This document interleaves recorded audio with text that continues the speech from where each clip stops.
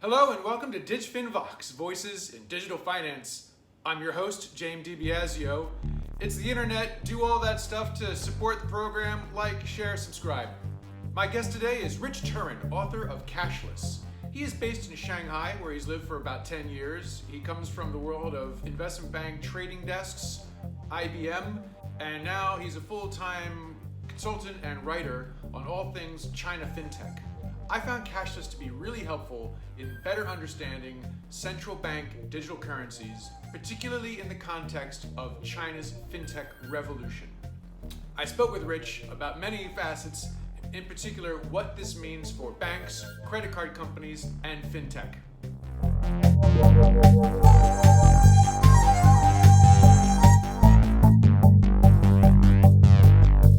Rich Turrin, it's a great pleasure to have you here on DigFin VOX.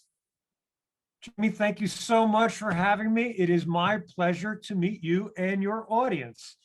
Great. Well, look, so you wrote this book, which we did a review of on DigFin called Cashless. You spent a lot of time detailing for us the logic behind central bank digital currencies, China's experience in particular.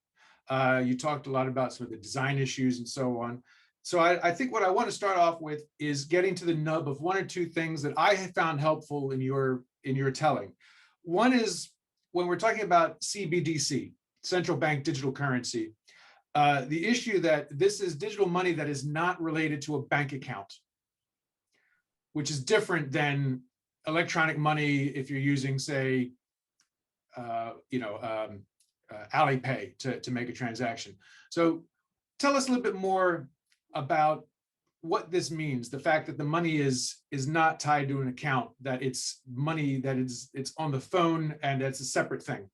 Well, when we use our phone to transfer money now, we may see a bank balance on our phone, and that money, as I like to say, is not on the phone. All you're seeing is the representation of what your account has in it. And if we send money using Alipay, WeChat Pay, or many of our existing bank apps, we're really not sending money from one phone to, say, if I'm sending it to you, to your phone. What we're doing is we're moving money across accounts.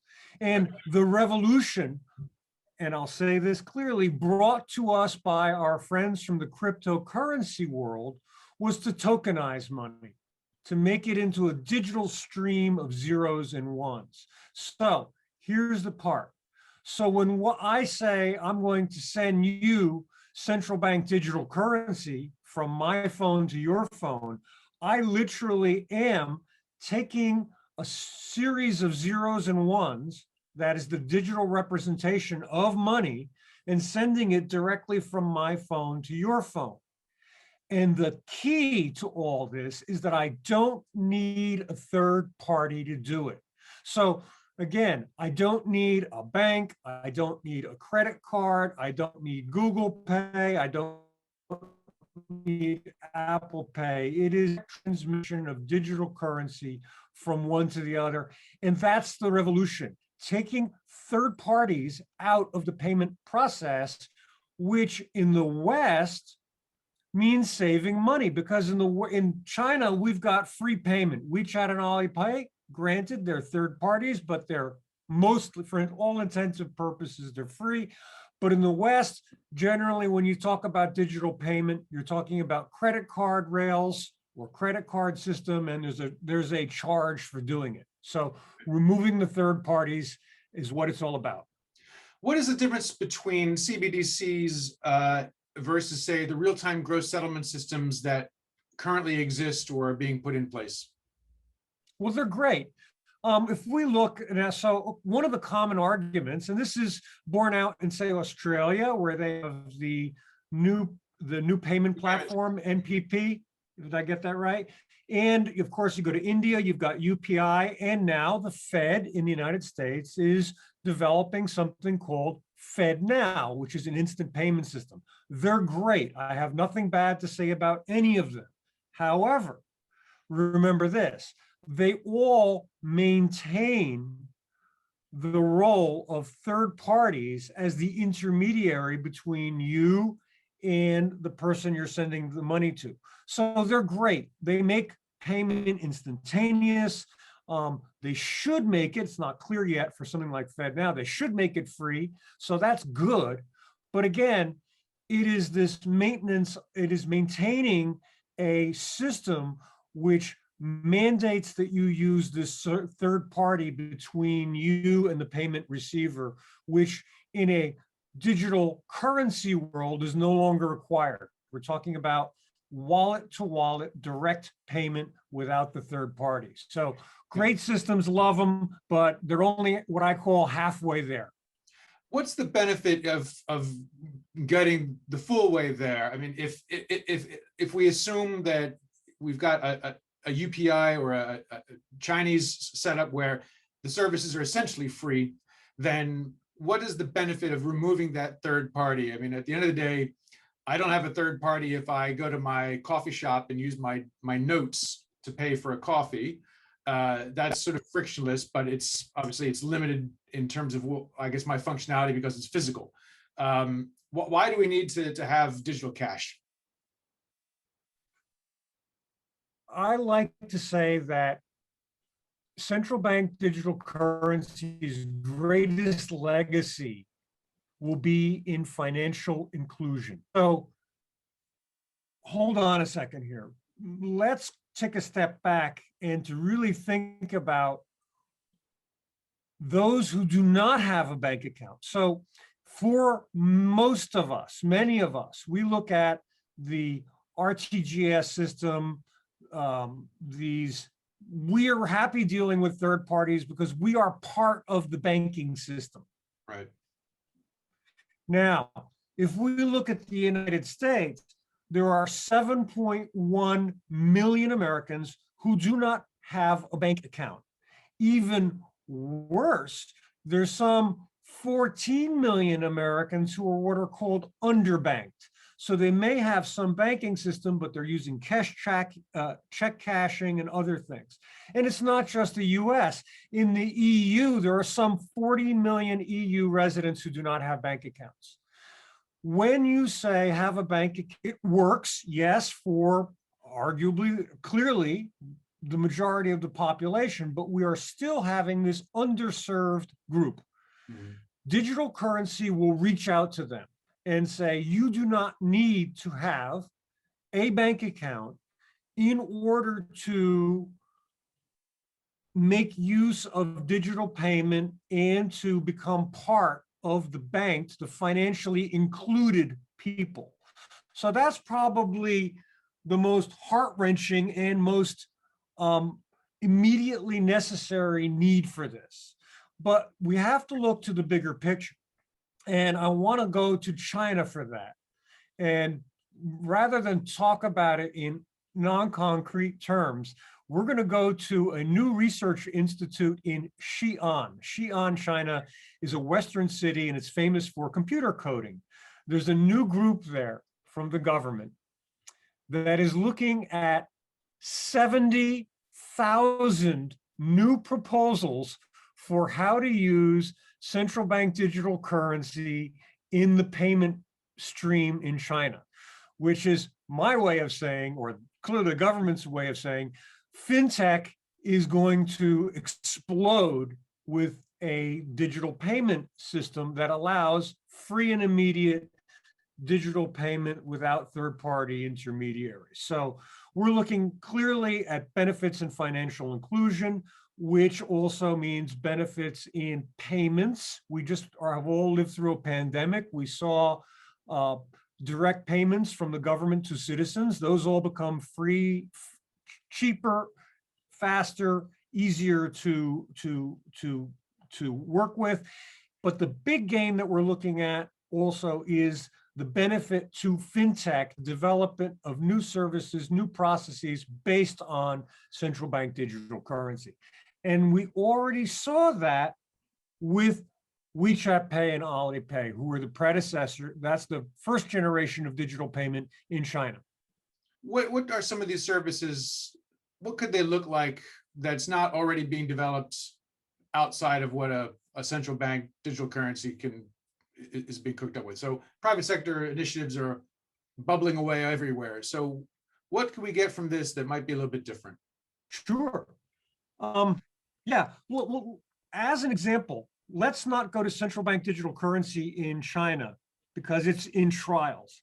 Right. Let's look at what Alipay and WeChat Pay have already brought. Now, I grant they are third-party intermediaries, but what they did was they managed to bring to life that concept of 360-degree seamless financial services. Okay, so what I like to call hypermobility of my money. So I live in China. I use these apps every day. So the biggest benefit to me is the ability to go on app and use my money for any particular service that I choose. There's no wall. Yeah, arguably, yes, there's the walled garden of Alipay and the walled garden of WeChat. We understand that, and that's not perhaps ideal. But whatever good or service I want to consume, it's available to me in digital format. So perhaps the experience that I would like people in the West to obtain through central bank digital currency is hypermobility of money, meaning that your money can go wherever it is you desire it to go without the wall, without the barrier, without the 3-day waiting, without the 5% surcharge, yes, our service is available, but only if you pay with Visa, not American Express, or the complications that we have with sending and receiving digital payment in the West. What's the role of regulation? Obviously, if we're talking about digital currencies being promulgated by centralized authorities, central banks representing the government, will there also be restrictions that they can embed in terms of how this money gets used? Yes, and that's good and bad. So let's look at the good side of this, okay? This is essentially programmable money that can be programmed to do certain things. So that's not new when there are aid programs in the United States, okay? So they send the recipients little debit cards, and the debit cards can be used for certain goods and services, but not for others. So you can basically buy food with it, but you can't buy beer and alcohol or maybe firearms, I don't know. But the point is, there are certain limitations that are already programmed into aid programs in the West. Same thing with digital currency. You can say, okay, we have an earthquake in a region. We're going to give all of the inhabitants in that region an aid payment, but that aid payment has to be used within a certain period of time, cannot be put in the bank, for example, has to be spent on the local economy, has to go to the purchase of food, clothing, shelter, whatever. So that's the potentially good thing about it. Okay, that's necessarily good. Now, let's make it clear. People are saying, well, if I use digital RMB, I run the risk that China will cut me off. And, there's already two major digital platforms in China, WeChat and Alipay. And the government has had a very laissez-faire attitude toward them. The government has not been shutting down WeChat and Alipay accounts for Chinese citizens historically. I'm not going to say that they haven't. There's no doubt that there's tax cheats. There are certainly fraudulent and bad activity happening on these platforms that the government shuts down. But by and large, there's no campaign on WeChat and Alipay to take people off the payment system because it is a systemically critical system to China. So the concept that China or other government is going to suddenly come down and pull you off a central bank digital currency because you are politically inconvenient to them is so far shown to be a bit of a stretch. Certainly, China would not want to do that with regard to a foreign user of its central bank digital currency because it would be a public relations nightmare. And a lot of people outside who are looking at banks, especially who are looking at tokenization and securitization within a blockchain context, are very eager to see central bank digital currencies as an important on-ramp and off-ramp.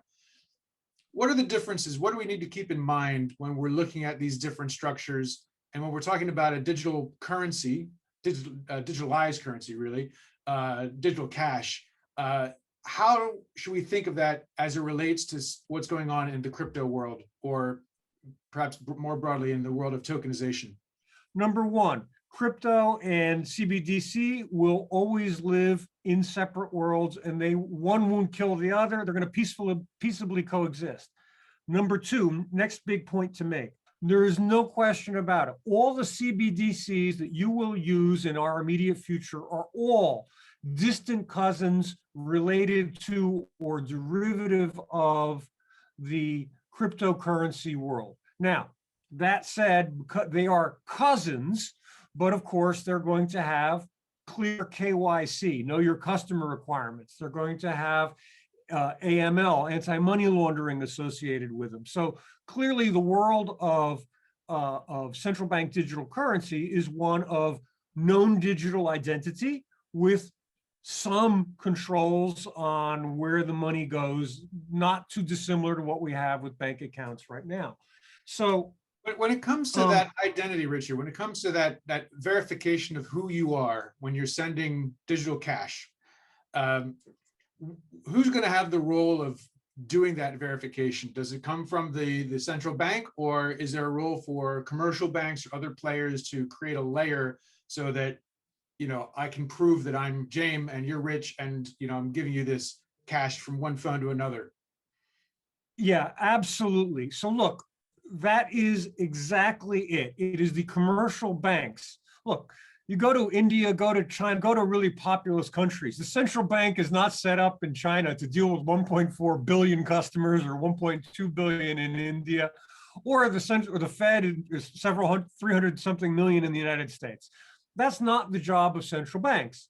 So basically what China did was to use what's called a two-tier system, where you remain a client of a commercial bank, and that commercial bank is responsible for KYC and maintaining a digital identity for those that have accounts. Now, the next question is, what happens for those who are rural poor?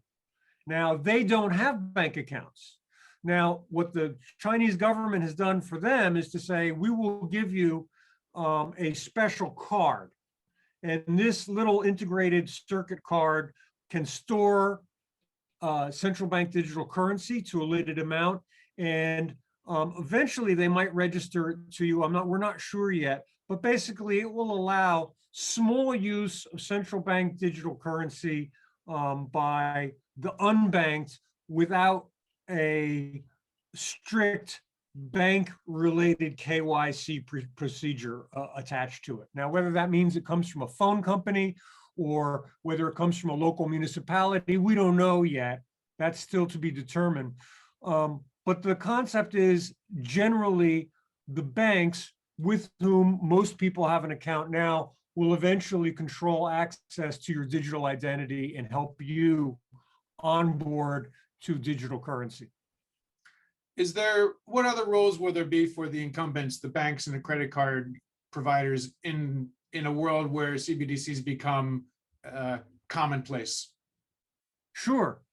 That's a tricky question, because for the bank, their role is clear. Look, what China did with their central bank digital currency, because of this two-tier structure, it followed an old pattern. Cash. You take cash from the central bank printing presses, you bring it to your bank, you take it from your bank via an ATM machine or going to the teller. So they're the distribution system. They were the distribution system for paper. They'll be the distribution for digital money, okay? Now, the tricky one are the credit card companies because at least in the West and to a certain degree in China, before the advent of WeChat and Alipay, they controlled the network that allowed digital payment. And that's still the case in the West. And for the privilege of using that payment system, we're all paying what are called bank interchange fees or merchant fees, which range in the United States and Europe from roughly 1.5%, 2% to 3%. Some of the fintechs, and I myself use Square and have sold books, I'm an author on Square, I'm looking at paying 5% for the privilege, and it's expensive. The question is, what role will they have in a direct peer-to-peer payment system with no third party required? And I'm sure they will work hard to find a role, but I have to tell you, they are going to be potentially disrupted. They're the ones who are in the line of fire. None of the analysts have to date looked at the impact of central bank digital currencies on the future earnings of fintechs who have cooked into their business plans continuing flows of 3-4% for cash transfer fees. I don't know why they're missing it, but it is what I would call an inconvenient truth, perhaps. Look, I understand that it's not tomorrow, but this world we're not looking at a world that's 10 or 15 years away. We're looking at a world that's really 5 years. Your digital euro project is going to happen. You can really, in fact, I give the European Central Bank a tremendous amount of credit for the forethought that they're putting into the digital euro and the my favorite acronym, the Britcoin, the Brits as well, the English for the digital pound. They're putting a lot of effort in this, and their posturing to the world is actually very favorable and very positive. So this is not some sort of distant, remote future that, oh, well, I'll be old when this happens. No, this is near term. Why are banks sort of eager to have a CBDC before or as they go into this world of tokenization? That's sort of a complicated question, because tokenization, the very concept, especially when you talk about tokenizing various assets, I think that's sort of one part of the crypto world, and certainly the tokenization of money is a subset, but I look at tokenized money, CBDC, is certainly useful as a means of payment for tokenized assets because it's digital, but I see them as somewhat as separate issues. Now, the banks in China in particular, they're quite fond of tokenized money because for them, it gives them the ability to offer instantaneous payment through their digital wallet system. Remember, so the banks in China were disrupted by WeChat and Alipay, who had instant payment. Banks lost a tremendous amount, billions, quite literally, depending on whose numbers you look at, 20 to 60 billion lost in payment revenue because it pulled payments off bank systems. Now banks may not get the revenue, but they may win clients back to use bank systems and bank digital wallets to make instantaneous digital payments. So for the banks, how do I put it? They don't really care as much that it's tokenized. They just care that they get the ability to recapture instantaneous payment. And if it's via tokens, that's fine for them. If you're going to tokenize an asset and you're going to say, okay, we're going to tokenize a stock security, for example, why shouldn't you be able to use a blockchain and directly purchase this tokenized asset, which might come from a regulated securities entity that has all the right laws and rules to issue this token? Sure, you're going to be able to take your tokenized currency, buy a tokenized asset, and it will all travel on a blockchain system. So yeah, this is a breakthrough for how we transport currency. Last question, Rich. Security, cybersecurity. The more things go digital, the more attractive it is to bad actors. What will be the way, or what do you see happening to ensure that digital cash systems are, safe as Fort Knox? Yeah, look, let's hit that right now and look what happened with the Alipay and the WeChat Pay revolution. There are $52 trillion in mobile payments in China. Okay, 3.7 times the GDP of China, and it's something like 2.5 times all of the global card use in the planet. Now, wait for it. If you look at the fraud, the percentage of fraud on WeChat and Alipay, it's 1/10 that of the credit card networks in the West. So they're doing it how? Biometrics. In order for me to use WeChat and Alipay, I have a facial scan, and it verifies my identity both before I enter the app and then after I enter the app to make payment.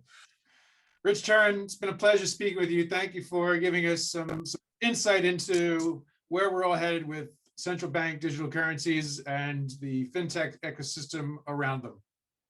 James, thank you so much for having me on DigFin, and I'd like to personally thank you for the wonderful review of Cashless that you claimed is a must read. I cannot thank you enough for liking Cashless.